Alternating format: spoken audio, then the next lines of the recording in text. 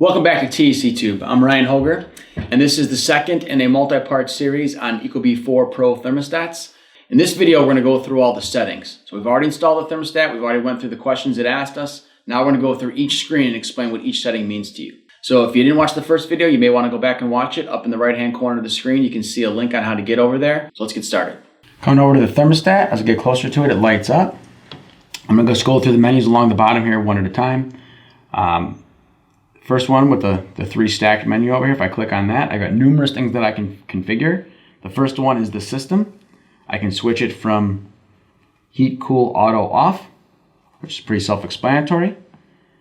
Under fan, if I click on that, I can tell the system to run the fan for a certain number of minutes every hour. So I can say, you know what, I want to run my fan at least 30 minutes out of the hour.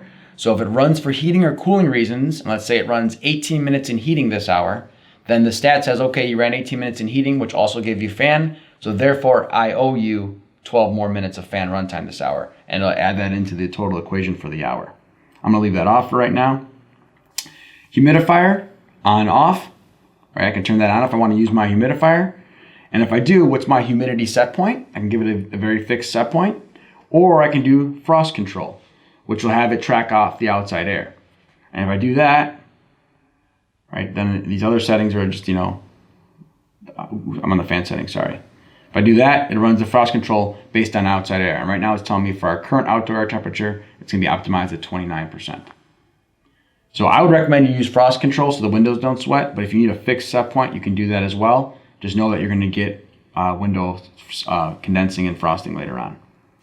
Going back one screen, below that is sensors. So I have Smart Home Away turned on, which I told you guys I did before in the startup video, if you watch that. I have one sensor so far, which is the stat itself, which is the office. And we do, in fact, want to add another sensor to this. So when I want to add another sensor to this, I can just pull the battery tab out.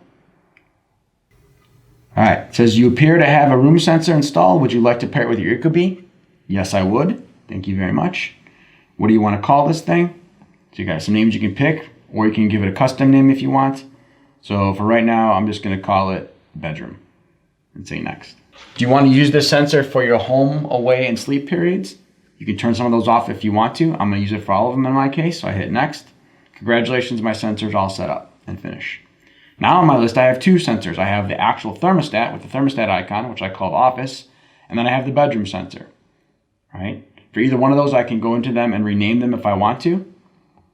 And I can also change which schedules they participate in, home, away, and sleep. Home, away, and sleep, right? So I can do that if I want to, or if I need to. Right now it's showing both of them are occupied because right now both of them are able to see me. The sensors themselves use both motion and thermal, so that way they can tell if it's a human or if it's some other item like a pet that has a different heat signature. So it knows if it's who it is that's in the house or in that area. If I go back one screen, I got my scheduling. So I have three kinds of schedules I can work with: a sleep schedule, a home schedule, and a away schedule I can work with if I want to. Scheduling is a fairly straightforward thing. I can click on any days that I want. I can go in and change any of these that I want to different times. Oops. Back out of there. I can copy one day to the next day, all that kind of stuff. Comfort settings. These are my three profiles and what they actually mean, right? So under schedules, all I was doing is telling it what schedule I wanted to put in when. Here I'm telling it what those things actually mean. So what temperatures do you want when you're home? When I set it up earlier, I picked those temperatures, 69 and 76. What do you want the fan to do? You want it to turn on and off the heat coil, or do you want it to be on continuously all the time? Right? You can pick that depending on the kind of system that you have and want to work with. And what sensors do you want to use in this schedule? Both of them? Or maybe when you're home, you only care about the downstairs, and when you're sleeping, you only care about the upstairs. Right? So you can do it that way if you want. Away works the same way, and sleep works the same way. All right, so backing out of there. Vacation, that's pretty self-explanatory. You basically tell it when you're going to leave. Right? So I depart what day. You tell it when you're going to leave physically. I'm going to go on vacation in April. Right? Hit save. Right? So that's when I'm going to leave. What time are you going to leave? Great. And when are you coming back? Okay, I'm coming back a week later. So you can go ahead and tell it whenever that's going to be. And what time you're going to come back, what time of day. And what do you want to happen while you're gone? You want heating or cooling on? and what set points do you want it to be. I don't need the fan on, so leave that off. It's winter time right now, so heating is fine. 60 degrees is fine. You can make it something different if you wanted to. It's giving you a calculated temperature of 58 it's recommending, so I can go with their recommendation, the stats recommendation if I like. All right, so now I'm going to be gone on vacation. It'll be 58 degrees. Sometime before I come back on April 29th, it'll automatically switch to my normal schedule for me again. And then I would hit save. I'm going to hit cancel in this case because I don't really want a fake schedule on here right now. Reminders and alerts. So under here, I have no reminders, I have no alerts, but I can set them up. HVAC maintenance. I want a general reminder to tell me when to do my maintenance and how often do you want it. Every 6 months, every 12 months, every 3 months, etc. And you can change those, right? Furnace filter change. When do you want to change the filter? I can turn that on, and then I have the choice over here of doing it 2 months, 3 months, 6 months, 9 months, whatever kind of filter I happen to own for this particular situation. If you have a UV light, do you want to have a reminder for that? Most UV bulbs are 1-year bulbs, although you can buy ones that have different lifespans to them, but 1 year is pretty common. So I can do that if I want to and get a reminder for that. Low temp alert. This is very cool. You definitely would want to use this. If for some reason your house or building is not able to heat to your desired temperature, you'll be able to get an alarm message for that. This is the absolute lowest that you want to see, right? So I normally set those for 5 degrees colder than whatever my away schedule is. So if in a way I'm going to have it at 60 degrees, let's say for argument's sake, then for my alarm message, I'll put it at 55. Maybe. Right on 55. There we go. The idea there being is if it's supposed to be 60 and it drifts like a degree below that, that could just be the timing of when the furnace cycles and all that. I'm okay with that. If it gets 5 degrees at a set point, that's a problem. So I want to be notified of that. Same thing on the high alert side. I'll normally make that on most stats be 5 degrees higher than my highest set point. So if I have it set for, say, 80 degrees in the away mode, then what I'll probably come do is put it at 85 for my alarm point, 5 degrees warmer than my highest set point. Low humidity alert, I would turn that on as well. If they have a humidifier, I would definitely turn it on. If they don't have a humidifier, I would still turn it on. And normally, for most places, I put those at 10%. If the humidity gets below 10%, I want to be notified of it. Even if they don't have a humidifier, because that's an indication that that house is very dry and it probably needs to have a humidifier. And if it's not that dry, they'll never get the alarm. High humidity alert, I turn that on in all cases as well. So in there, I normally set those for 65%. I'm usually trying to control humidity in a residence at 50, 54%. 60% is like the maximum for comfort and IAQ reasons. So if I get to 65%, that means something bad has happened, and I want to get alarmed for that. Do you want to display the alerts on the thermostat? Yes or no? Normally I'll leave that on, but if for some reason maybe you have like a rental property or something like that, you're renting condos out or something like that, you may want to have that off so that people in there don't get every annoying little alarm, but they would still be emailed to the owner of the thermostat, right? So if I turn them off on the stat and disable that, they'll still be sent out electronically. They just won't display here on the stat. Enable heating and cooling alerts. Do you want those? Yes. The stat will do cool stuff like it'll try to calculate for you if it's not cooling or heating in a fast enough time and notify you about those kind of problems as it learns your home. Settings. This is where the mechanical settings typically are at.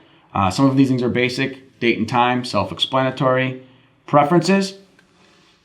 Temperature, Fahrenheit or Celsius. Heating range. I can lock this thermostat out so nobody can put the heat set point too high or too low. Right now it's defaulted to 45 and 79. That's kind of high. I don't want to go to 79. Let's say I don't want anybody to ever heat this house above 75, which is already pretty high for heat. But I also don't want them to heat it too low. So maybe I'll lock them between, let's say, 55 and 75. They can have range between there, but nothing crazier than that.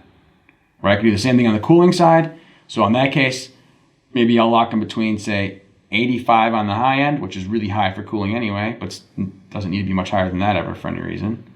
And then on the low end, I don't want them cooling it down to 65. Maybe I want to lock them down to 70, which is still pretty kind of cool as it is. Right? So they can run the cooling set points. The users can anywhere between 70 and 85 in that example. Thermostat name, if I wanted to rename it, I could. Sound effects, I have it disabled. It's default to disabled. I don't need a bunch of little binging noises, but you can use those if you want. Screen brightness, right? By default, it's on active screen 10, which is the brightest it goes. Standby, which means I'm not near the stat, so it doesn't see me very close to it. It'll go to a dimmer setting to save energy, but you can make it brighter if you wanted to. Screen sleeps when in sleep comfort setting mode. If you turn that on, then when you're in the sleep mode, the screen will go to a off position where it's just plain black. So if this stat's installed in someone's bedroom or something like that, you definitely would want to use that feature. Wi-Fi, we already connected to Wi-Fi earlier, but if I want to come back in here, I could do that, and I could change to another Wi-Fi network or update my password or something like that. And then under diagnostics, I have some cool features under here. Under view log, I can see what's happened there. Ping gateway, I can have it send a message to my router, which is my gateway, and see if those messages come back in a timely fashion, which in this case they did. If there was a problem, then I would see there's a bunch of messages going out and nothing's getting received. All right, do the same thing by pinging an ecobee server. Make sure this stat can talk over to ecobee, which is a server hosted in a completely different state. Make sure you can talk to that, which you can, right? Or you can now ping a certain address if you want to test something internal to your network. Usually you don't have to go into these diagnostic things, but if your firewall is blocking something, this is when you start messing around with some of these options on here. And if you need specs on your Wi-Fi, what your IP address is, what network you're on, details like that, those are in here as well. Once again, you're probably never going to go into this diagnostics unless there is a robust security system at the particular home. And in that case, whoever sets up that system should be looking at this with you so they can tell you what they want to see. Install settings, we're going to come back into that and do that as a separate video with you guys, as a follow-up video, because there's a lot of stuff going on in there. Access control, when we click on that there, you can enable a security code, and then it'll lock the screen out, and no one can make any adjustments on the screen until they punch a code in. So you can do that if you need to. Maybe you got kids that mess with it. Maybe you rent this property out. You don't want people changing a bunch of stuff. Maybe you're looking to get a divorce and you really want to upset your spouse, right? Lock them out of the stat. That'll do it for you. You can reset the thermostat, which I'm not going to do now, but if I clicked on that, it would reset it so it's like it's brand new coming out of the box, and you can configure it over again. Normally you wouldn't do that, but if for some reason you took this off the wall and you want to install it in your other zone or something, then you would probably do that. All right, very last one here, the About section. This is where you'll get information about the actual product itself. A lot of products have this, your cell phone has this, things like that. So it's an ecobee 4 thermostat, it's named Office in my example. Which software version is it currently on, version 4.2 in this case. What's my serial number, what are some of my Wi-Fi specs, right? And then who can I call for support on this stat. So that's the basic settings on the stat. In the next video in this series, we're going to go through all the advanced settings, or what ecobee calls the installation settings. So we'll do that in the next one. And if you guys could, take a minute to subscribe to our channel so you get notified of new videos all the time. We always got new stuff coming out pretty much every week. Thank you.